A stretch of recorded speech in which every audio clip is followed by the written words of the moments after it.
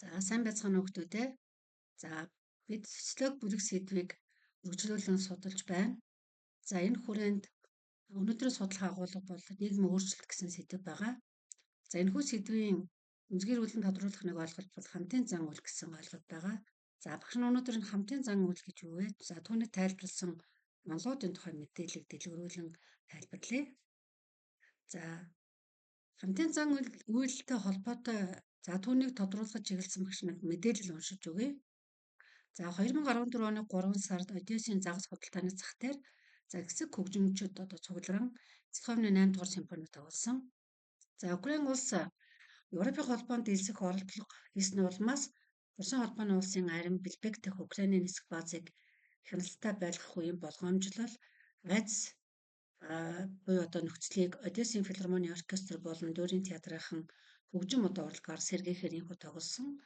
За хөгжим дууг сонсохоор цахаар явж байсан хүмүүс бөөгнөрч нэлээд хэсэг нь бүжиглэж эхэлсэн бөгөөд үүнийг флаш моб гэж хэлдэг. За хүмүүс бичлэгийн интернетээр энэхүү бичлэгээ түгээсэн ба энэ мэдээлэл маш хурдан тархсан ажээ. За хүмүүс таньдаггүй үл хамааран хоорондоо холбогдож мэдээлэл түгэж байсан. За ийхүү флаш моб зохион байгуулах нь хүмүүсийн хоорондын холбоог маш богино хугацаанд сэргээж мэдээлэл богино хугацааны анхаарлыг татаж хурдан түгэхэд тус болдог ажээ гэж байна. За ийхүү урлагийнхны энэхүү үйлдэлийн гол зорилго нь юу байсан? За зорилгодоо хүрч чадсан уу? Яагаад вэ гэдэг асуултыг бүгдээр хамтдаа хариулъя. За үргэлжлүүлээд бүгдээр агуулгаа тодруулаад явъя. За тэгэхээр зэрэг хамтын зан үйл гэж юу хэлдэг вэ гэхээр зэрэг саяны багшийнх нь уншсан их сурвалжтай холбоотой тайлбарлах юм бол ер нь нэлээд олон тооны эсвэл маш олон хүнийг өөрсдийн сайн дурын үндсэн дээр нэгэн зан үйл татан оруулж холбогдуулсан институчлэгдсэн бус шинжтэй үйл ажиллагааг хамтын зан үйлээ гэж тодорхойлт юм байна. За үүний гол шинж нь юу вэ гэхээр зэрэг ерөнхийдөө тодорхой бус занал хийлж буй нөхцөл байдлыг тусгасан нийгэм хамт олонны хүмүүсийн зохион байгуулалтгүй урсгал шинжтэй үйл ажиллагаа бол хамтын зан үйлийн гол шинж.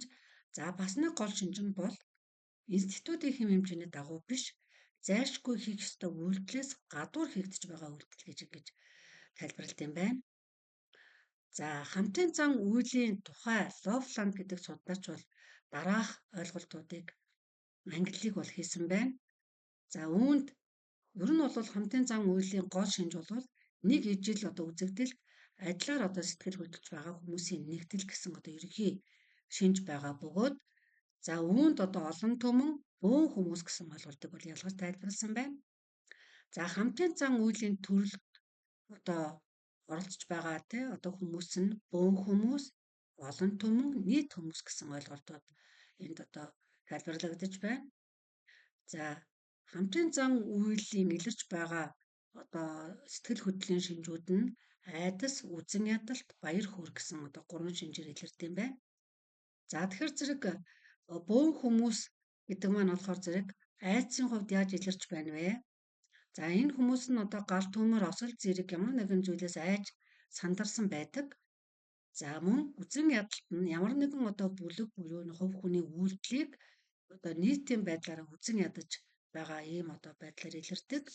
За баяр хөөрийн хувьд бол эрэг сэтгэлээр нэгдсэн хүмүүсээ гэж тодорхойлт юм байна. За бөөн хүмүүс гэдэгт нь болохоор зэрэг энгийн огцсон илэрхийлэгч үйлдэгч гэж авч утсан байна. За олон түмэн буюу масс гэж хэнийг хэлээд байна вэ гэхээр зэрэг нийтлэг ашиг сонирхол бүхий харьцангуй олон тооны хүмүүсийг хэлж байна. За энэ нь болохоор зэрэг нийтлэг ашиг сонирхолтой гэдгээрээ бөөн хүмүүсээс ялгарч байна. За жишээлбэл COVID-19 үед бол айц сандарч сошиал сүлжээгээр пост комент бичиж байгаа хүмүүсийг бол олон түмний хувьд айц байсан гэж үзэж байна. За үзэн ядалт нь яаж илэрсэн бэ гэхээр зэрэг олон түмний хувьд COVID-19-ийн анхны халдвар тээгчийг нийтээр үзэн ядах хандлага илэрч байсан. За баяр хөөр нь ямар байдлаар илэрч байсан бэ гэхээр зэрэг анхны халдвар тээгчийн эхний хавьдагчаас вирус илрээгүй мэдээг сонсож тайвширч байгаа хүмүүсийг гэж ингэж тайлбарласан байна. За олон түмэн гэдэгтээ дүүцэх нэг ойлголт бол нийт хүмүүс буюу паблик байна. За энэ нь болохоор зэрэг Үзэл санаа, үзэл суртал, үзэл баримтлалаа одоо хуваалцдаг, харилцан одоо бие биедээ одоо нөлөөлдөг одоо энэ хүмүүсийн нэг юм аа гэж энд тайлбарлсан байна. За хамтын зан үйлийг дараах онолуудаар тайлбарладаг. За халдварын онол, конвергенцийн онол, түргэн зургийн хэм хэмжээний онол, Шмельцерийн онол гэсэн одоо ийм дөрвөн онол байна. За халдварын онолын гол агуулга нь юу вэ гэхээр зэрэг ер нь бол танил бус хүмүүсийн дунд одоо хувь хүн илүү зоригтой болдог. За сэтгэл хөдлөлийн шинж нь бол одоо халдвар бүхий одоо ийм халдвартай адилхан нэгээс нөгөөд бол маш хурдан дарахдаг. За тийм хүмүүс яадаг вэ гэхээр зэрэг нийтийн дунд хүмүүс айж эхэлбэл тэр хүн бас айж эхэлнэ. За хүмүүс амгалан тайван байвал мөн одоо тайвшраад амгалан болдог ч гэдэг юм одоо ийм одоо шинж бүхий байдал байт юм байна. За тэгээд манлайлагчийн уриалгад маш хурдан автдаг. Ийм одоо байт юм байна. За конвергенцийн онолоор юу гэж тайлбарладаг вэ гэхээр зэрэг за хамтын зан үйл нь өдөр тутмын амьдралд хүмүүсийн зан үйлд одоо нөлөөлдөг ийм одоо үйлдэл байна. Жишээ нь одоо илт илэрхийлж чадахгүй байсан арьс өнгөний үзэл, үндсэрхийг үзэл гэх мэт одоо үзлийг хувь хүний хариуцлагын тодорхойгүй нөхцөлд буюу бөөн хүмүүсийн дотор бол тухайн хүн ил гаргадаг байдлаар бол энэ конвергенцийн онол тайлбарлалт юм байна. Өөрөөр хэлбэл одоо гаргаж чадахгүй байгаа ямар нэгэн одоо сөрөг мэдээлэл, сөрөг хандлага ийм хамтын одоо зан үйлээр дамжуулаад илэрхийлдэг ийм нөхцөл байдал ажиглагддаг юм байна. За түргэн зургийн хэм хэмжээний онол бол тухайлбал Тернер гэдэг хүний онолоор юу гэхээр зэрэг оролцогч хэд хэдэн одоо хувь хүний зан үйл бүлгийн хэм хэмжээ болдог байна. За бүлгийн дотор мэдээлэл дамжиж энэ нь тухайн нөхцөл байдлын талаарх үнэлэмж нийтлэг одоо хэм хэмжээ болж өөрчлөгддөг.